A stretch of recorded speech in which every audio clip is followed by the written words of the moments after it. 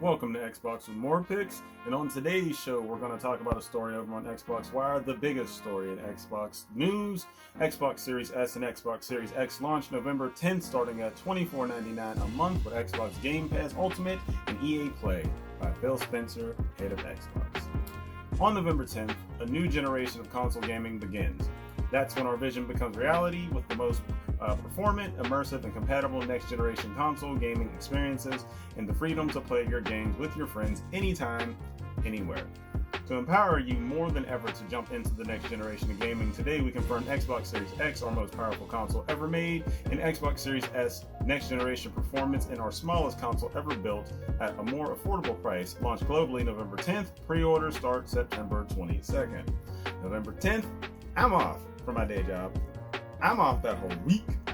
It just so happened I was already off on the 6th and the 9th. The 11th is a holiday, so I said, why not take the 10th? And the 12th and the 13th, I'm off. I'll be playing all week. Pre-order September 22nd. I can't wait for that. Gotta get my pre-order in, make sure I get my console day one. The expansion of Xbox All Access to 12 countries, offering you the next generation Xbox in 24 months of Xbox Game Pass Ultimate starting at $24.99 a month with no upfront cost. That's pretty awesome that they're doing EA or Xbox All Access. Excuse me.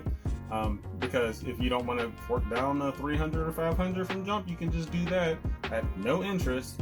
Plus, they're giving you Game Pass Ultimate for 2 years, and they're just putting all that in the cost and then breaking it down in by 24. So that's pretty cool if you want to go that route. EA Play comes to Xbox Game Pass at no additional cost this holiday. I have EA Play on console and on PC, and from what I understand, that means that this is going to replace my membership for both, all included in Game Pass Ultimate. That saves $60 a year because I just paid for the whole year. So that is amazing, and did not see that one coming at all. To complement Xbox Series X and invite more players into the next generation sooner, we built Xbox Series S, an all-digital next-gen console designed to deliver everything that is core to next-generation gaming. Faster load times, higher frame rates, and richer, more dynamic worlds in our smallest, sleekest Xbox ever.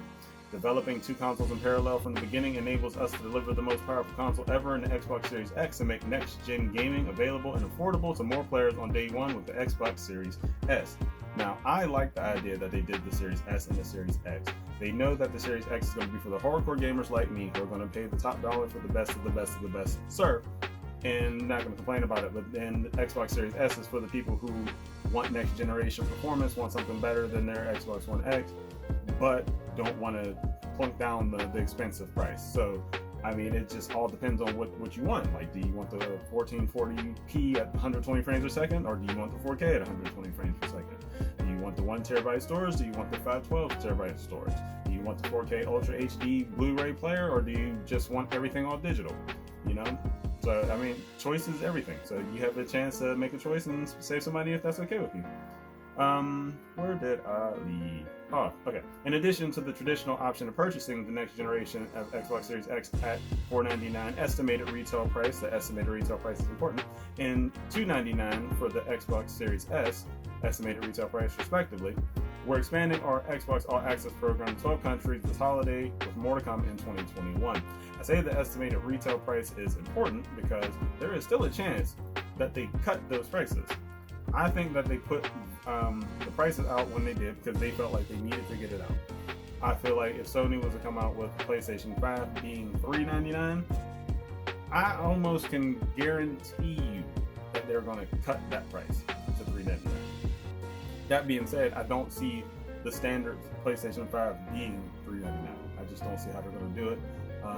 The digital one without the disk drive might be $399, but I honestly think that might be $450 because I don't think they're going to save that much money by taking out the disk drive, but it's the same exact console as opposed to what Xbox did, which is it's still next generation, but it's not the same insides. So it's going to be interesting to see what Sony prices the console at.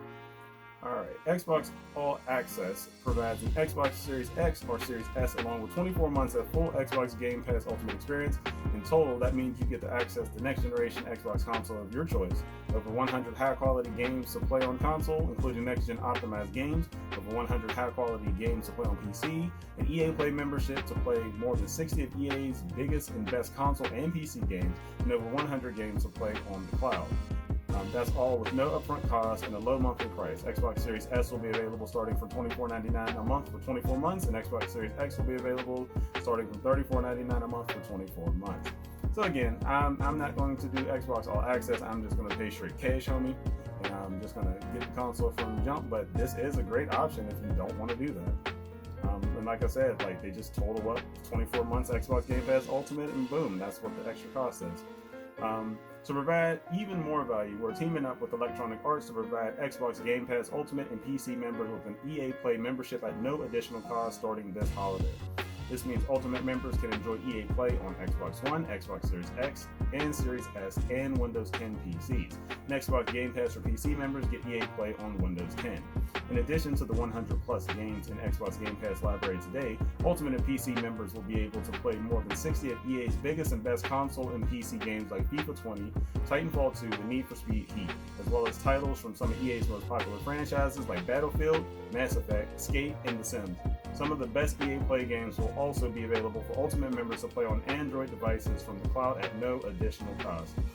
Being able to play Mass Effect, Madden, Need for Speed, Dragon Age, Titanfall, Battlefield, Star Wars Battlefront, or any of those things on my phone using the Razer Kishi during lunch break whenever everything gets back to quote-unquote normal is going to be awesome. I just like having the option of it, but like I said, saving the $60 a year instead of paying for EA Play on console and PC, I just get it with Game Pass. Like, that's the whole game.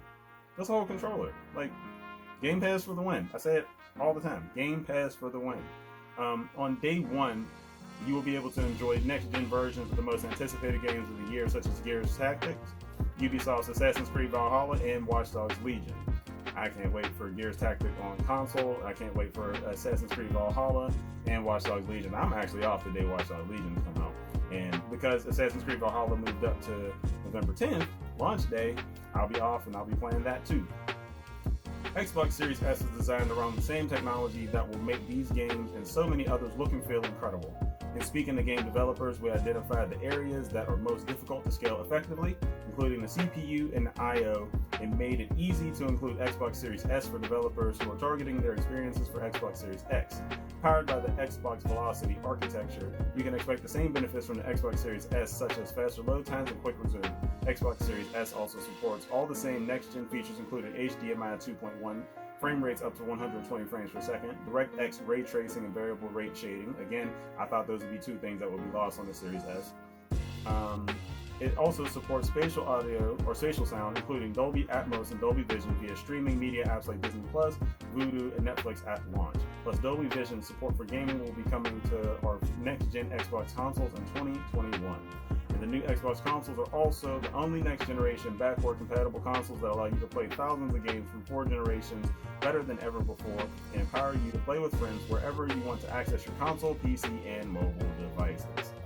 That's a mic drop for me, because it's true. Like, you get to play the original Xbox 360, every Xbox One game, and Xbox Series X or Series S games, all on the same console without paying a monthly fee to have access to stream them or re-download them. If you have the disc, you own it. If you have it digitally, you own it.